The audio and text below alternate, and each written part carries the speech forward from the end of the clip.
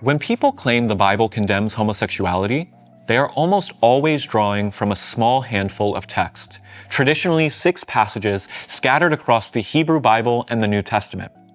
These verses are often treated as though they form a unified, unambiguous, timeless verdict against LGBTQ+ people. But that assumption collapses the moment we do what serious biblical interpretation actually requires: reading these texts in their original languages, in their ancient historic contexts, and in conversation with contemporary biblical scholarship. When we do that, a consistent finding emerges. None of these passages address sexual orientation, gender identity, or mutual same-sex love as we understand those realities today. What they do address, with genuine moral force, are issues of violence, idolatry, ritual purity, social hierarchy, and sexual exploitation. Let's look at each one.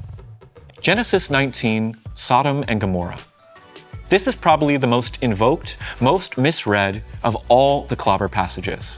For centuries, Sodom has been treated as the paradigmatic biblical proof that God condemns homosexuality. But this interpretation is historically late.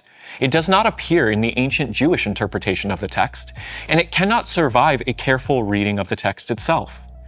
Genesis 19 does not depict a same-sex relationship of any kind. It depicts a mob attempting to gang rape foreign visitors. In the ancient Near East, such acts were instruments of humiliation, territorial domination, and xenophobia. They were about power, not desire. Crucially, we don't even have to speculate about what Sodom's sin was. The prophet Ezekiel tells us directly, "This was the guilt of your sister Sodom. She and her daughters had pride, excess of food, and prosperous ease, but they did not aid the poor and the needy." Sodom's sin, according to the Bible's own internal interpretation, was economic arrogance, luxury, and violent disregard for the vulnerable. Sexual orientation is nowhere in Ezekiel's diagnosis. The New Testament book of Jude adds that Sodom's residents pursued sarkos heteros, literally strange or other flesh. In the Greek of that period, this phrase refers to the violation of ontological boundaries, specifically the attempted violation of angelic beings who were divine messengers. The offense is violent transgression of sacred hospitality, not same-sex desire. Leading scholars across Jewish and Christian traditions, Amy Jill Levine, Bart Ehrman, Phyllis Tribble among them, agree that the sin of Sodom is best understood as violent inhospitality toward strangers, a profound violation of ancient hospitality codes. Sodom's sin was violent inhospitality, not gay love. God judged their cruelty, not their queerness. Leviticus 18:22 and 20:13. These verses appear to be the most direct. "You shall not lie with a man as with a woman. It is an abomination." But responsible interpretation requires us to ask, what kind of law is this, and what logic drives it? These verses belong to the Holiness Code, Leviticus 17 through 26, a body of ritual regulation designed to mark Israel as symbolically distinct from the surrounding nations.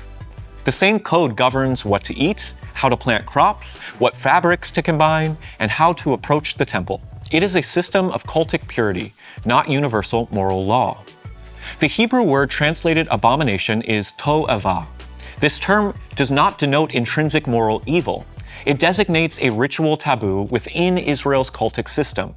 The same word describes eating shellfish and mixing certain agricultural crops. The leading Leviticus scholar in the modern world, Jacob Milgram, argues that these sexual prohibitions reflect concerns about symbolic order, the preservation of male seed, and the patriarchal household stability within a specific ancient context. They are not addressing sexual orientation as a category, because that category did not exist in the ancient world. There is also a critical theological point to make. Christian tradition has already decided that purity laws are not binding. Acts 10, Mark 7, Galatians 3, all explicitly set aside the Levitical code. Christians eat shellfish, wear blended fabrics, and do not observe the purity rules around menstruation or childbirth. So to isolate Leviticus 18 or 20 as timeless truth is inconsistent with this reading strategy. If you eat shrimp or wear polyester, you've already set aside Leviticus. This was about ritual symbolism, not eternal moral law. Deuteronomy 22:5. This verse, prohibiting a woman from wearing what belongs to a man and vice versa, has been weaponized against transgender and gender nonconforming people. But its original context is specific and clear. Deuteronomy 12:26 is preoccupied with anti-idolatry legislation, protecting Israel's worship practices from the influence of the surrounding Canaanite religion. In the broader ancient Near Eastern world, ritualized gender crossing was a feature of certain fertility cults, used symbolically in the worship of deities like Baal and Asherah. Biblical scholars demonstrate that Deuteronomy 22:5 is aimed at preventing Israel from participating in these pagan rituals, not regulating personal gender expression or identity.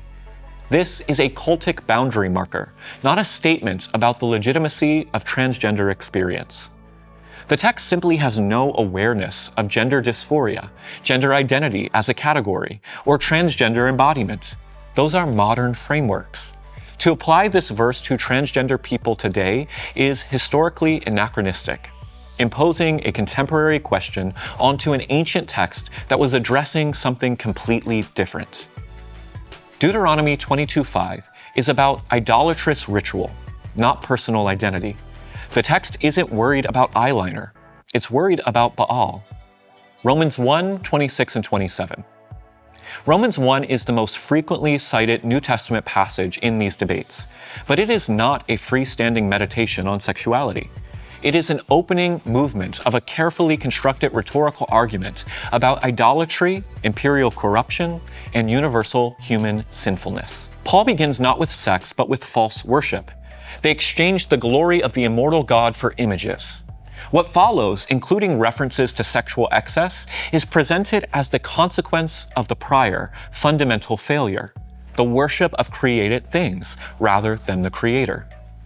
Yale historian of religion, Dale B. Martin, has demonstrated that Paul's language here reflects standard Jewish critiques of Greco-Roman sexual culture, which was characterized by profound asymmetries in power. In Paul's world, same-sex activity typically occurred within hierarchical structures. Masters and enslaved people, elite men and social subordinates, adult men and adolescent boys in pederastic relationships, and transactions involving temple prostitution. Mutual, egalitarian, covenantal same-sex relationships, the kind that exist today, were not a recognized social category in the first century Mediterranean. Paul was not addressing something he had no framework to even imagine. The Greek phrase, para physin, translated as against nature, does not mean contrary to biological design in modern scientific senses. In ancient moral philosophy, it meant contrary to the customary social arrangement. And notably, Paul uses this exact phrase in Romans 11 to describe God's act of grafting the Gentiles into Israel's covenant family. And he treats it as an act of extraordinary grace. Romans 1 is a critique of idolatrous excess and status-based sexual domination in Roman imperial contexts. It is not a condemnation of queer people seeking faithful, loving relationships. Paul wasn't writing about queer love. He was writing about power, idolatry, and exploitation, things that all of us should take seriously. 1 Corinthians 6:9 and 1 Timothy 1:10. Modern English Bibles frequently render these passages as prohibiting homosexuals or homosexual offenders. This translation is historically unprecedented before the mid-20th century, and it is deeply contested among scholars.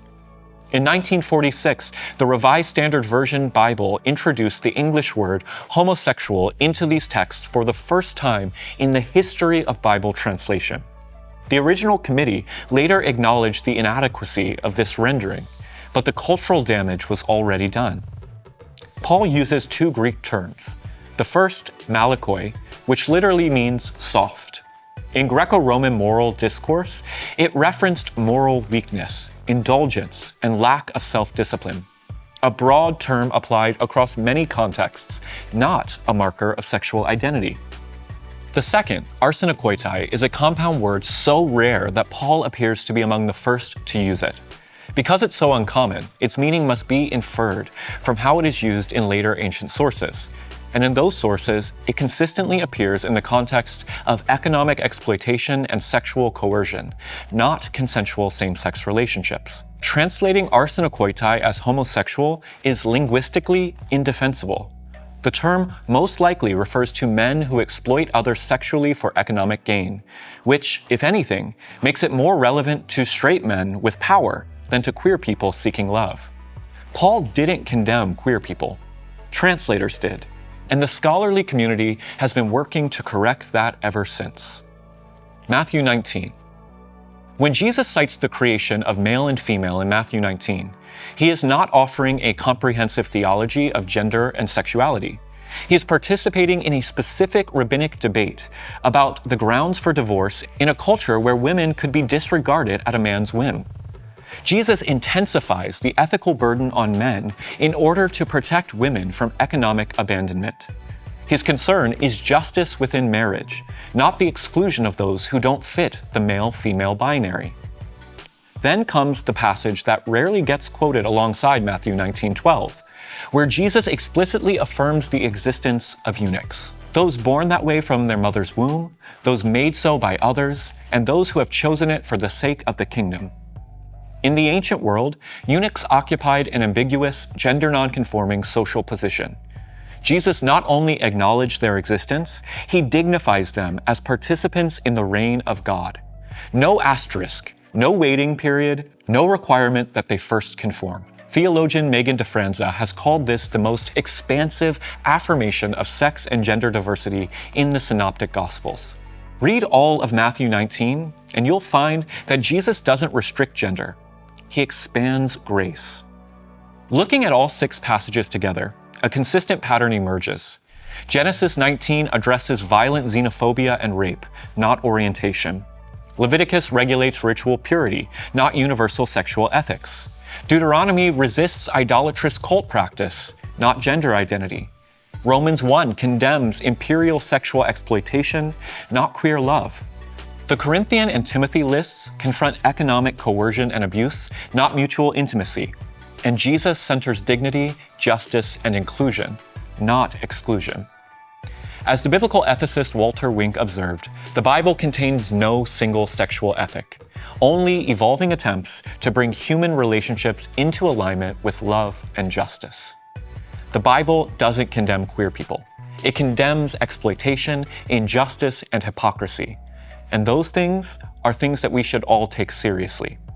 If the Bible is to be trusted, it must be trusted in its moral trajectory, a movement away from domination towards mutuality, away from exclusion towards radical welcome. The Clobber passages were never written about queer people living in faithful, loving relationships.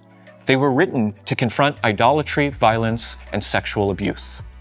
And if Scripture is truly inspired by the God revealed in Jesus, then every faithful reading of it must lead us back to love, justice, and to the dignity of every human body.